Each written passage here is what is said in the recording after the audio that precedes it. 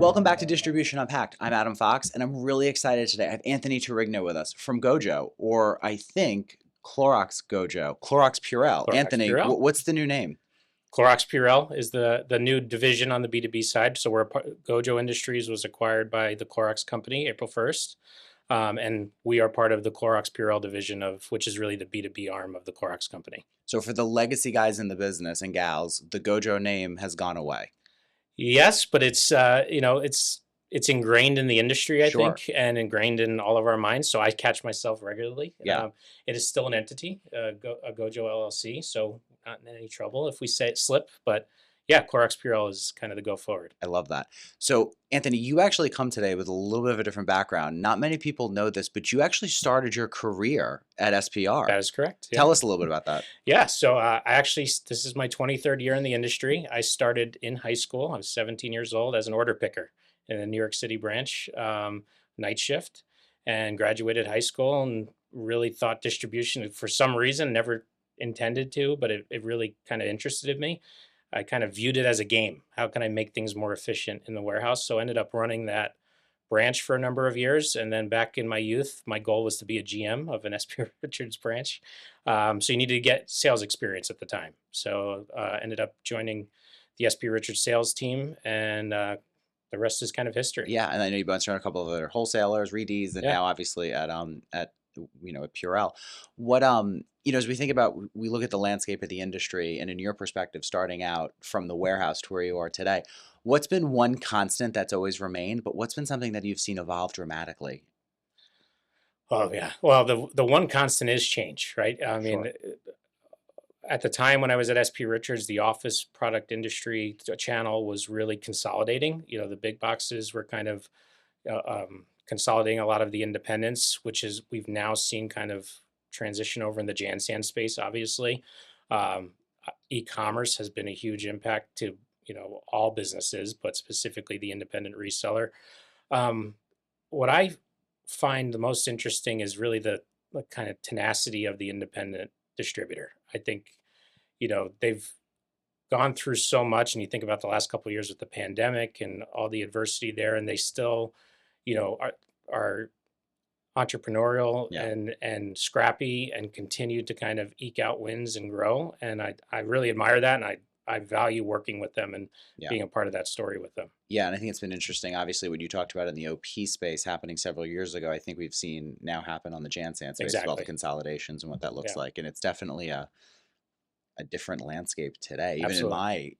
my, short 10 years in the space, watching kind of what happened when I joined working for the buying group back in Mhm. 2016 to today, it's so interesting. You look at the logos of distributors, they're all gone now, Yeah. or they're under an umbrella of something. Hmm. So it's a different landscape. So let's talk Purell. Let's talk all the fun stuff. What for us, we were heading into back to school season, and what does that look like? You know, Purell's been a huge player in classrooms and in schools. What's some fun facts, or what are you thinking about? What is Purell getting ready for in the back to school season? Yeah, I mean, obviously, in back to school, bottles tend to be like a huge win, but what we've seen, or a huge driver of volume, keeping kids and staff healthy and safe.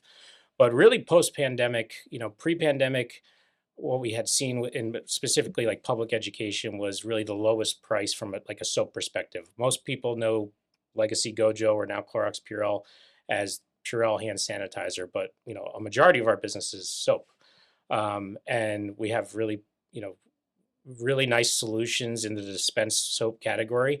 We really couldn't get into the education space pre-pandemic. I think out of all the terrible things that came out of the pandemic, one of the I would say upsides is that there's more of an awareness of what it really means to like clean your hands or clean spaces, Yeah. and formulation matters, and it's not just the lowest price wins. So we're growing rapidly in education, specifically over the last couple of years. We have a lot of uh, catered solutions for education spaces, more durable dispensers, high quality formulations that are gentle on hands. So we're really excited about, expanding on our bottle business, and true hand sanitizer, and growing in the soap category and, Yeah. and education. Yeah, I think that's interesting. And obviously, you guys have a ton of selling tools and solutions that you provide us that we can provide onward to our customers. So I'm going to ask you a scientific question. Feel free to punt on this one. Okay, I'll But try. so maybe I'm the only one in the space, but I don't know. There's something when you used to wash your hands with old school, pink soap. Bulk soap. Yeah, bulk soap. You would feel it in your hands. It was like, wow, that feels clean. Yeah. And now we go to foam. The reality is, from an efficacy perspective and truly cleaning, there is no difference. Is that a true statement? We can go deep down the rabbit hole, Let's go but for bulk it. soap in general. So so bulk soap, and there's two different types of soap essentially. Yep. There's antibacterial and bland. So bland soap is over 90% of the market in non-healthcare acute. That does not kill germs. So what the surfactant with the water and the actual physical washing of the hands for 20 seconds, two happy birthdays, will help you remove a certain percentage of the germs from your skin. Um, Bulk soap is not sanitary sealed. So if you see those flip top dispensers in a restroom, think about that. There's no germ killing agent in that soap. Okay. You're in a restroom, you're opening that container and bulk filling, and think about what particles are floating in a restroom. Outstanding. Yeah. So there is a difference, not necessarily from the foam to bulk, but sanitary sealed versus bulk. I Okay. mean, there are a lot of studies out on this that when you're using a bulk soap dispenser, often you're putting more germs on your skin than you're actually Yeah. removing. You didn't think we were talking about like surfactant levels today, did you? No, Yeah. but it's good. It's I impressive. think we could get into log removals, and then we could get into our clean release technology. That's where we talk about. Listen, we can get into dilution control and 256 versus 512. We can throw, how to set it up effectively. Obviously hand soap is kind of the base of where the business began and what Sure. it's always been. And obviously the Purell brand starting out from what the average person knows as hand sanitizer. But there's wipes now, there's spray. Correct. Walk us through that. How are you guys positioning that for the upcoming year? What does that look like, not only for back to school, but maybe even cold and flu season? Yeah, no, it's a great question. So we have a number of surface disinfecting products, spray, wipes, and various platforms.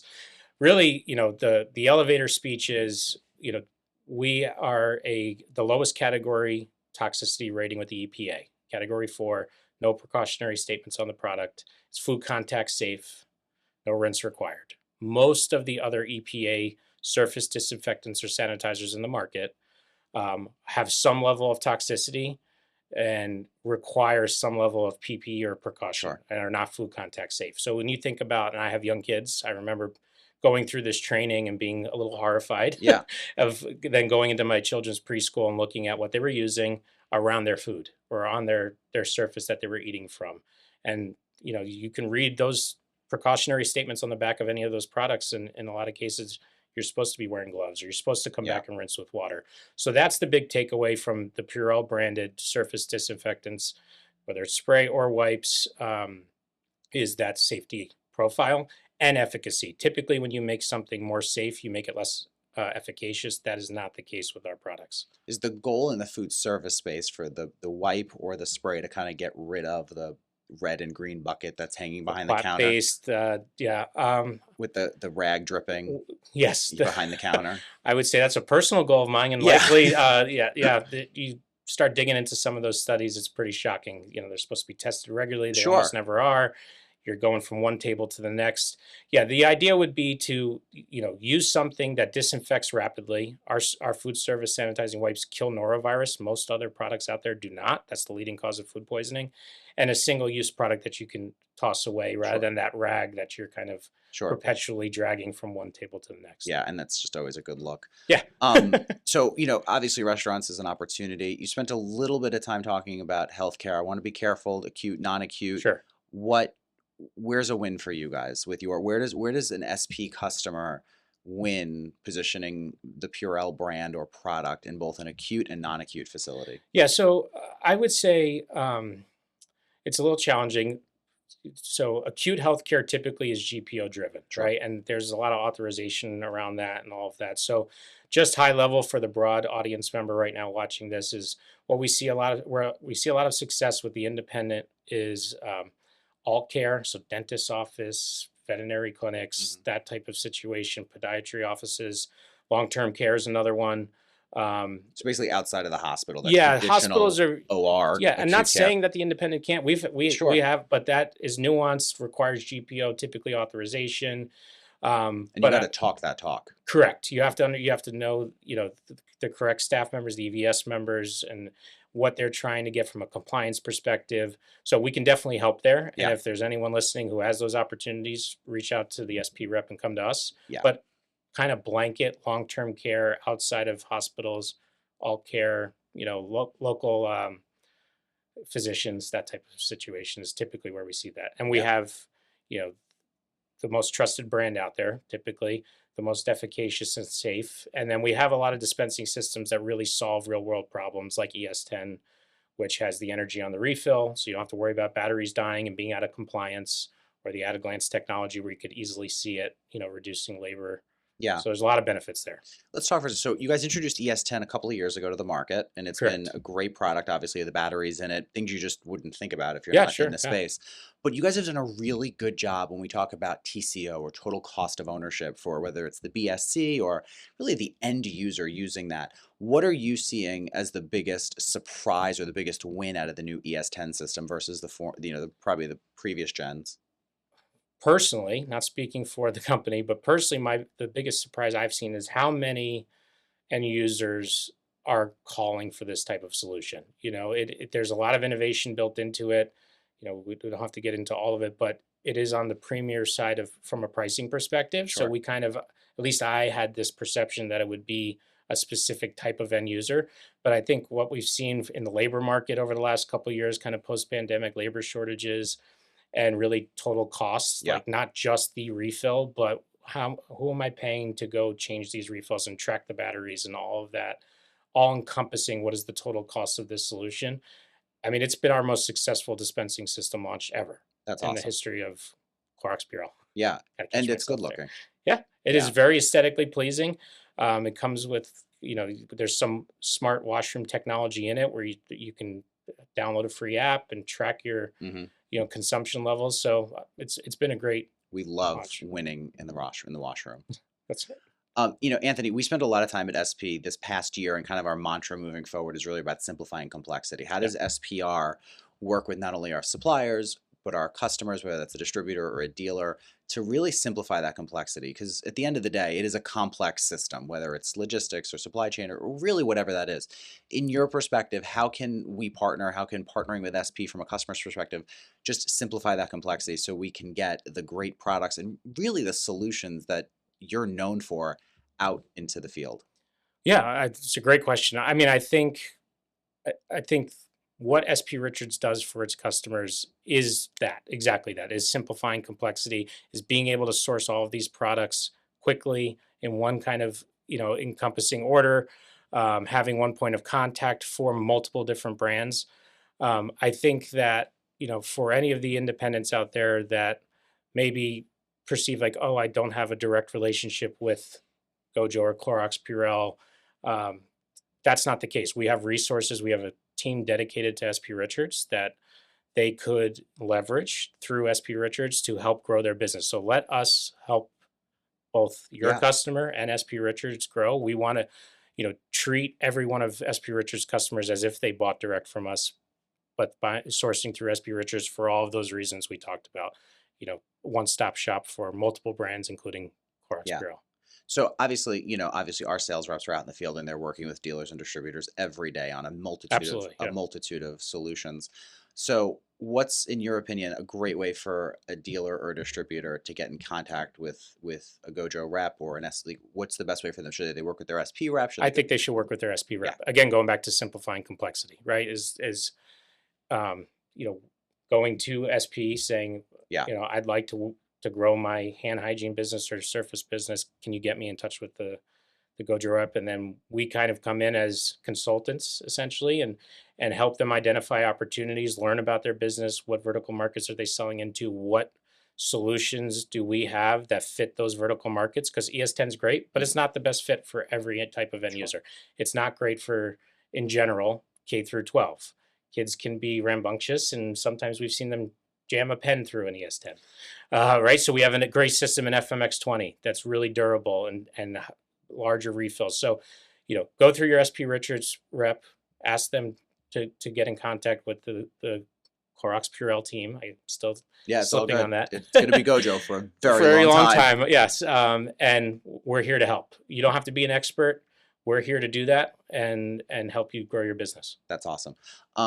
All right, so here's the real question. We have all these new innovative things, all these new products, all this great stuff you're bringing to market.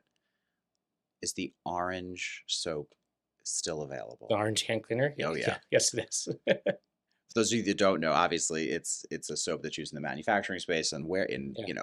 auto Auto mechanics, care. Yep. all that kind of stuff, and it's still around in the box. It's ready to go. And we have the scrubbing towels too. If you're not familiar with those, they're incredible. And they're one of my favorite products that a former colleague of mine introduced me to. But Yeah. yes, that Gojo brand in manufacturing auto care is still the brand, right? That's Purell is really kind of the other vertical markets. But yep. That's awesome. And just to clarify, over the years, you guys have done a really good job moving away from legacy Gojo branding. Right. Even in healthcare, you guys had Provan. Correct. Good memory. Everything kind of just sits under the Purell brand today. Correct. Outside of the manufacturing space, those kind of, industrial type hand cleaners, everything else is kind of under the Purell. So we have Purell Healthy Soap. Yep. We have Purell Hand Sanitizer, and then Purell Surface Disinfecting or Sanitizing products, depending on the vertical market. That's awesome. Yeah. Anthony, thanks for taking some time Thank you for today. having me. This is It's been awesome. fun. Yeah. See you soon. Thank you.